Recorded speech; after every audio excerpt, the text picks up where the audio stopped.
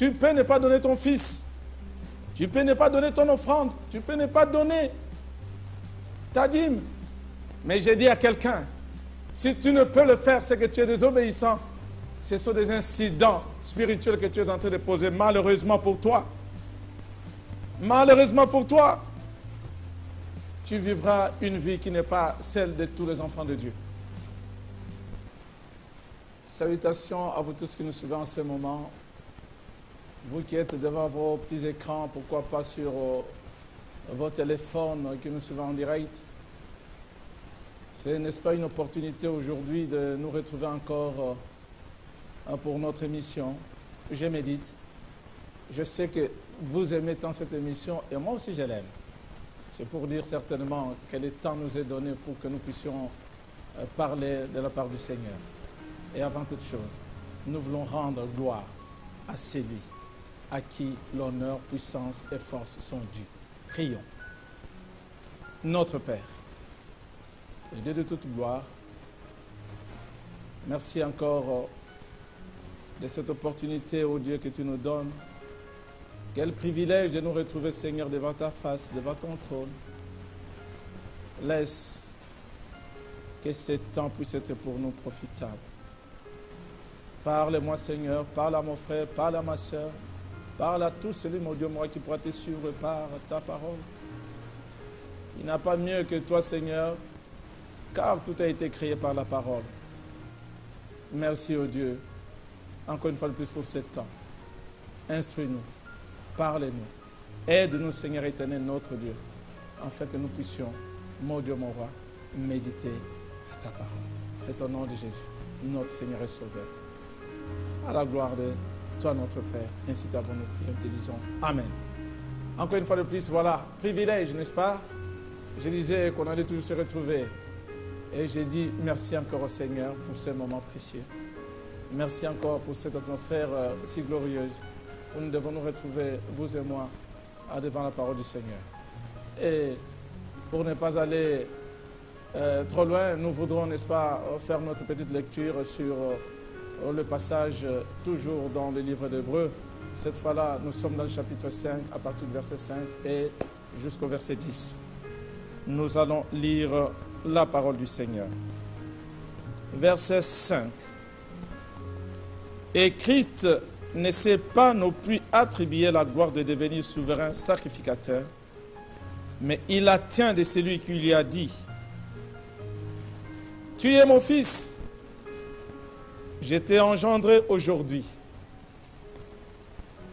Comme il dit encore ailleurs, « Tu es sacrificateur pour toujours. » Selon l'ordre de Melchisedec. C'est lui qui, dans les jours de sa chair, a présenté avec de grands cris et avec larmes de prières de supplication à celui qui pouvait les sauver de la mort. Et il a été exaucé à cause de sa piété.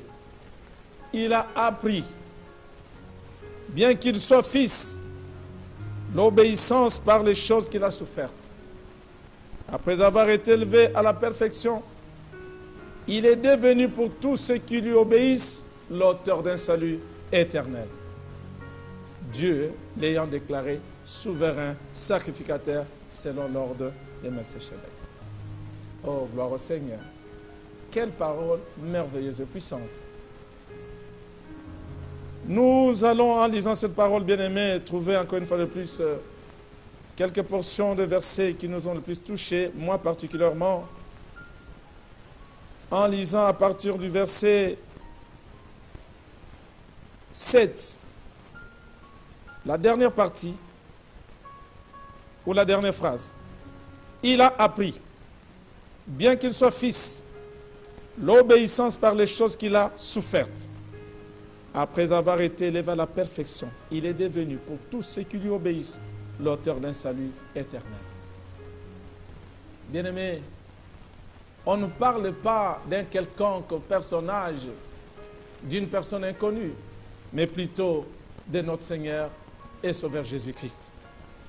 En lisant cette parole, bien-aimée, je suis en train de voir, en ce qui les concernait, il était Dieu, Fils de Dieu, il n'était assujetti, j'ai dit, à personne, comme la parole de Dieu nous le dit.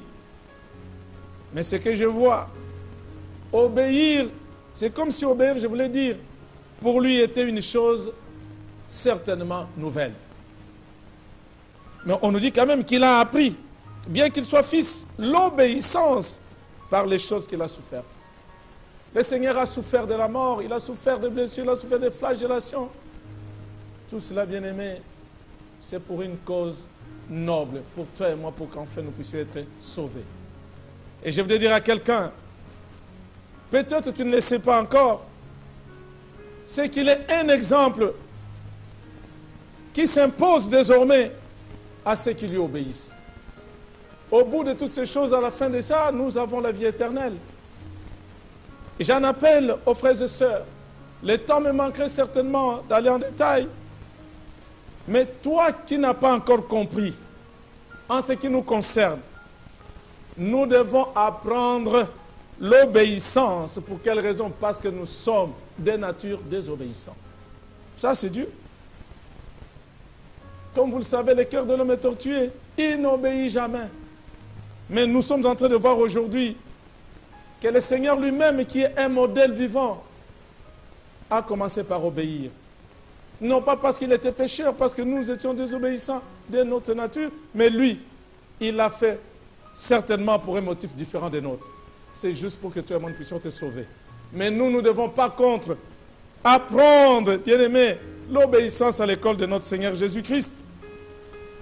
Mais quel genre d'élèves nous sommes-nous? Ah là là!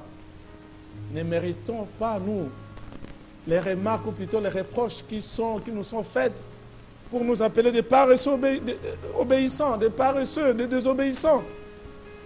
Mais je vois un Jésus. Dans l'humanité, il en a tellement souffert. Il n'était pas pécheur, mais il a souffert. Et toi et moi, aujourd'hui, nous pouvons nous taguer certainement de nous dire, nous sommes heureux d'avoir connu un Jésus, si au moins tu l'as connu. Mais tout ce que je voudrais dire, c'est un exemple de leadership. Un leader ne peut pas demander à ses apprentis, il ne peut pas demander à ceux qui le suivent des choses que lui n'a jamais affrontées, ou plutôt des choses que lui n'a jamais faites. Gloire soit rendue au Seigneur parce que je connais. J'ai un père, j'ai un coach, j'ai un mentor, lui au moins. Leader, ce n'est pas pour une fois de plus élever un homme, mais nous disons, nous avons des exemples. Si Jésus n'est plus avec nous, mais au moins, nous avons des exemples à suivre. Modèle de leadership, le seul que je puisse connaître, mais au travers de lui, il y a des hommes. Nombreux le sont, certainement. Mais je voudrais seulement vous dire ce soir, si tu n'as pas encore appris à obéir, j'ai craint que tu le fasses pendant le temps de la tribulation. Et pourtant, tu es appelé enfant de Dieu. J'ai craint, bien-aimé, que cela soit trop tard. L'obéissance vaut mieux que les sacrifices. C'est la parole de Dieu qui le déclare. Tu peux ne pas donner ton fils. Tu peux ne pas donner ton offrande. Tu peux ne pas donner ta dîme. Mais j'ai dit à quelqu'un, si tu ne peux le faire, c'est que tu es désobéissant. Ce sont des incidents spirituels que tu es en train de poser, malheureusement pour toi. Malheureusement pour toi, tu vivras une vie qui n'est pas celle de tous les enfants de Dieu. Prenons conscience, bien-aimés, comme la parole de Dieu nous le dit, prenons conscience que nous sommes désobéissants. C'est faire certainement un pas. Et ce pas nous le faisons vers la connaissance. Le leader bien-aimé qui impacte le monde, comme je le disais tantôt, le Seigneur Jésus est le modèle des leaders. Et ces leaders qui peuvent impacter, bien-aimés, sont ceux qui demeurent, j'ai dit, qui demeurent les éternels apprenants. Apprenons à l'école du Seigneur l'obéissance, bien-aimés. S'il faut qu'on aille jusqu'à la mort, il a vaincu. Et j'ai dit à quelqu'un ce soir, le Seigneur, apprends-nous à devenir des hommes. Apprends-nous, Seigneur éternel, notre de mon roi, quotidiennement nous puissions être prêts pour le lendemain. Pour qu'enfin notre vie ne soit pas la vie de tous ceux qui sont appelés désobéissants. Or, la désobéissance amène la mort, oh bien-aimé. J'en appelle à quelqu'un ce soir. Je t'appelle toi, mon frère, ma soeur. N'abandonne pas, n'abandonne pas. Tu as déjà obéi hier, tu as obéi aujourd'hui. Tu n'as encore rien vu. Mais j'ai dit, la route vers le sommet, dans ces cas précis, est encore beaucoup plus accidentée, mais tiens bon. Dans l'obéissance, tu ne manqueras rien. Et on ne peut obéir qu'à la personne que l'on connaît. Et la personne qu'on connaît est celle à qui ou à laquelle on fait confiance. Crois, bien-aimé, que Jésus-Christ ne t'abandonnera pas. Ainsi voilà, nous tendons vers la fin de notre émission Je médite. Je nous invite à ce que nous puissions prier ensemble. Prions. Éternel notre Dieu, en écoutant ta parole, après cette petite réflexion que nous avions faite ensemble, oh Dieu, aide-nous, Seigneur éternel notre Dieu, à être des hommes et des femmes qui apprennent à t'obéir. Car au bout de toute chose, Seigneur, il y a le salut éternel. Tout ce que nous pourrions faire, Seigneur éternel notre Dieu, s'il n'y a pas obéissance au Père, nous sommes perdus. La plus grande, Seigneur éternel notre Dieu, mon roi, la meilleure des clés qui puisse exister pour nous, Seigneur, c'est justement l'obéissance, l'autodiscipline, d'apprendre chaque jour, Seigneur, dans ton école, l'obéissance, pour que nous puissions devenir de véritables leaders, pour que nous puissions devenir des enfants, Seigneur éternel, notre Dieu fidèle. Il nous faut que l'obéissance. Apprends-nous à t'obéir. Mon frère et ma soeur, toi qui m'écoutes à cette heure, obéis. Enfant, obéis au Père, obéis à la maman. Oh, disciples, obéissons au Maître. Je voudrais appeler à toi qui n'as pas encore eu un Père spirituel. Trouve-en.